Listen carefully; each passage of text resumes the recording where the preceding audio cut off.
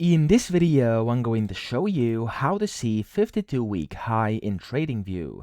Now, there's actually a few ways. The first one is going to be using the TradingView screener. So you want to go to the right-hand side here to the bottom and click on Screeners. If you don't see this, go to Products and click on Screeners from here. Now in here, you want to select the type of asset, for example, like the stock screener or something like this. And then you want to click on the plus button over here. Of course, you can set these different filters as well if you want to. Click on the plus button, and then over here, you want to type in 52.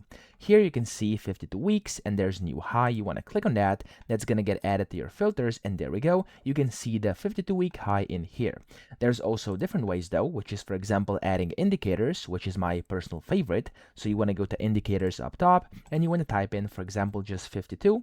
And here under community, you have a bunch of different ones called 52-week high-low. You can just basically click on any of these, for example, this one over here, and there we go. It's going to pop it up on your chart. Now, sometimes you're going to get a message like, of course, maybe there's some glitch or something like this. This sometimes happens to me. If it happens to you as well, just basically select a different indicator or just wait like for a few seconds, try again, and you'll be good to go, okay? But that's essentially how to see the 52-week high in TradingView. I hope this video helped you out. If it did, please subscribe to the channel and help me out as well.